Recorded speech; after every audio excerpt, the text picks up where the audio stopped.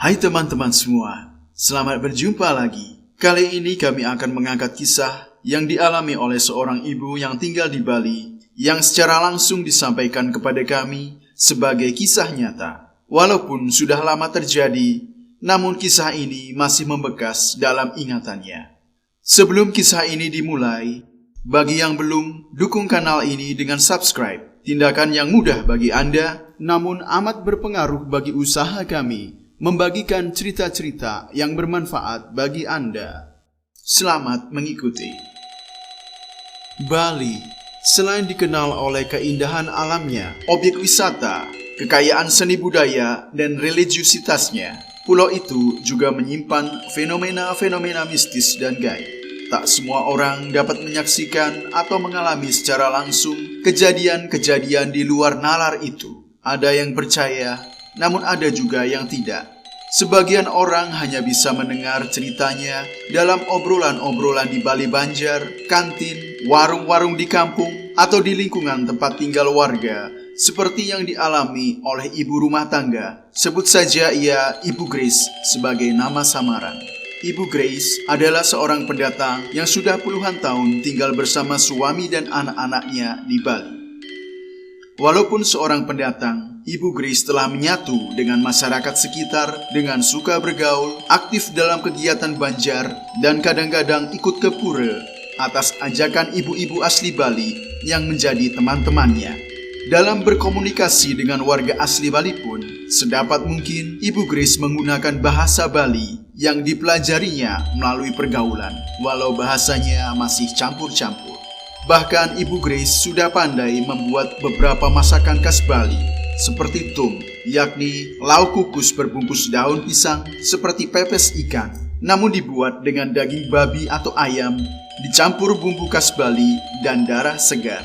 Karena sifatnya yang suka membaur dengan warga asli Bali, ia dan keluarganya kerap mendapatkan kemudahan atau pertolongan saat ada masalah atau acara yang tak dapat ditangani mereka sendiri, seperti urusan administrasi kependudukan atau mendapat bantuan jaga parkir oleh warga saat di rumahnya diadakan acara khusus. Ibu Grace pun selalu mentaati aturan-aturan yang berlaku di tempat ia tinggal, termasuk mentaati pamali-pemali yang bagi orang modern tak masuk akal dan mulai diabaikan. Apalagi ia tinggal di sebuah kelurahan di sebuah kota di Bali yang sudah terkenal akan tempat-tempatnya yang tengek atau angker, karena kesungguhannya menyatu dan menghayati hidup di tengah-tengah warga Pulau Dewata dan karunia dari Sang Pencipta. Ibu Grace pun memiliki firasat yang kuat atas hal-hal yang tak bisa dicerap oleh panca indera. Ibu Grace memiliki 2 ekor anjing. Yang besar adalah anjing campuran antara anjing Bali Kintamani dan anjing kampung, dan yang kecil adalah anjing Bali kampung. Anjing kampung itu dinamai Bedogol atau Dogol, yang artinya patung pengapit pintu pada bangunan-bangunan Bali. Ibu Grace berharap bahwa dengan nama itu, Dogol bisa menjadi penjaga rumah yang baik. Salah seorang tetangga yang bernama Bliwayan memuji pemberian nama itu. Katanya, nama Dogol mengandung bahasa Bali dan Inggris sekaligus.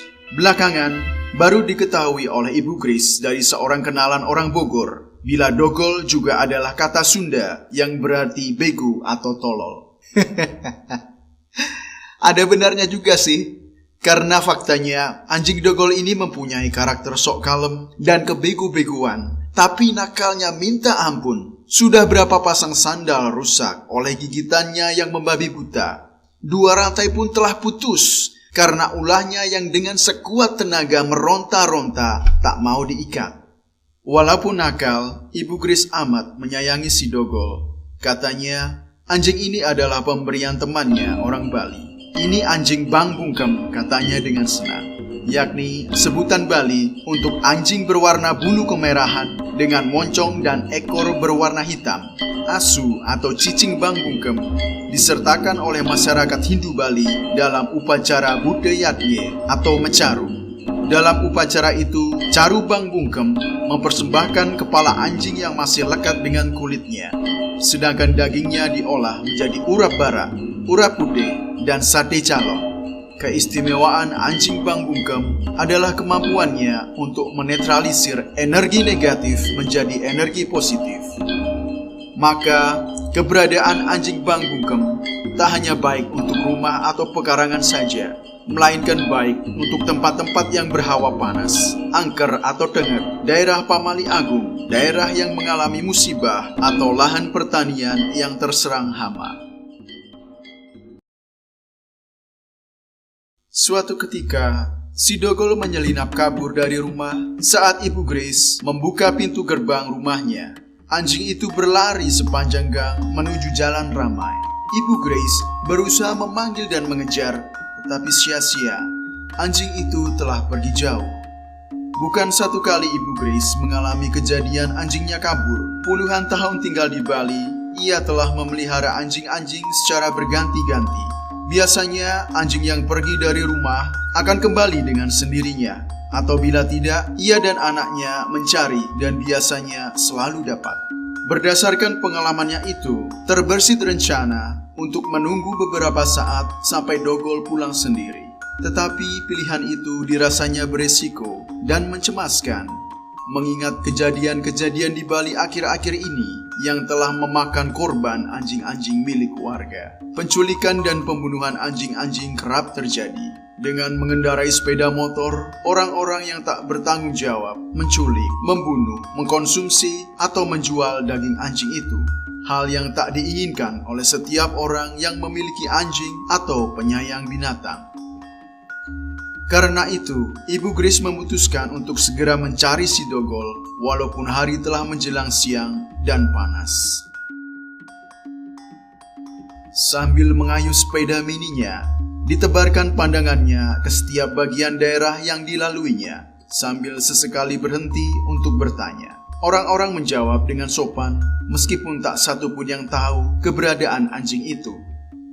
Tak hanya jalan ramai yang dilalui, namun Ibu Grace juga menyusuri gang-gang, pasar, berhenti untuk melihat-lihat di pekarangan, bahkan ke setre atau kuburan. Tanpa terasa, hari telah mulai gelap. Di depan sebuah balai banjar, ia berhenti saat puja Trisandya dikumandangkan. Walaupun hanya rekaman, tetapi alunan mantra dan puja yang dibawakan dengan amat merdu oleh ide pedanda gede tembau itu terasa amat menyejukkan hati Ibu Grace. Sambil beristirahat, ia duduk untuk menghormati dan turut menjaga suasana kusuk itu yang bagi umat Hindu adalah saatnya untuk melakukan puja. Matahari yang mulai terbenam, angin laut yang sepoi-sepoi, dipadu dengan lantunan puja Trisandya adalah waktu rohani yang hening dan syahdu bagi mereka yang peka akan keharmonisan antara buana agung dan buana alit, jagat besar dan jagat kecil yang telah dipelihara dan dilestarikan oleh orang Bali secara turun-temurun dan patut dijaga keajegannya. Ibu Grace sadar akan hal itu, maka dalam hati ia juga memanjatkan doa sesuai dengan apa yang diyakininya, menghaturkan puji dan syukur, serta menyebutkan harapan-harapannya. Ia juga memohon agar anjingnya dapat ditemukan. Selain rasa belas kasihnya terhadap semua ciptaan, termasuk binatang, ia bersikukuh akan mencarinya sampai dapat, mengingat kebaikan teman Balinya yang telah memberikan anjing itu untuk dipelihara. Setelah suara genta dan lantunan puja Trisandya berhenti, Ibu Grace melanjutkan pencariannya. Suasana menjelang malam di kota itu tampak mulai semarak oleh lampu-lampu toko, warung, atau penerangan dari gerobak pedagang kaki lima. Plat-plat nomor Deka semakin ramai berseliweran di jalan yang tak begitu lebar itu, seakan menenggelamkan laju sepeda Bu Grace yang tak kenal menyerah mencari anjingnya. Kayuhan demi kayuhan selama 1 jam menghantarkannya masuk ke sebuah jalan kampung. Semakin ke dalam, jalan itu semakin sepi dan gelap. Kala itu, bangunan-bangunan belum rapat, sehingga masih sering dijumpai pekarangan-pekarangan kosong tanpa bangunan. Hingga akhirnya ia sampai di depan sebuah pohon beringin tua. Suasana terasa begitu menyeramkan. Terlebih lagi belum ada penerangan di tempat itu. Pohon beringin itu cukup besar, dengan diameter kurang lebih 2 meter. Ada kain poleng menyelimuti batangnya dan dipasang pelinggih untuk mengaturkan sesajen. Di sekitar pohon beringin ditumbuhi semak-semak belukar yang rapat dan tinggi, menandakan tempat yang sudah lama tak terawat. Ibu Grace mengambil waktu sebentar untuk mengamati tempat yang tampak menyeramkan itu.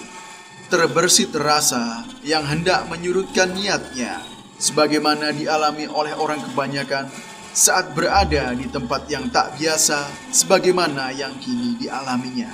Namun sedari kecil, ayah Ibu Grace yang adalah pejuang kemerdekaan selalu menanamkan moto, berani karena benar. Moto itu yang terus dipegangnya teguh sampai sekarang. Maka dengan yakin, ia melangkah memasuki area semak-semak setelah yakin akan firasatnya. Saat itu, hanya terdengar gemerisik dedaunan tertiup angin. Mata Ibu Grace yang sudah mulai terbiasa menyesuaikan dengan keadaan yang gelap di malam itu, dengan awas dan berhati-hati mencari-cari sosok anjingnya. Ia juga sadar akan kemungkinan adanya ular di tempat itu, namun dikuatkannya niatnya untuk terus berusaha mencari.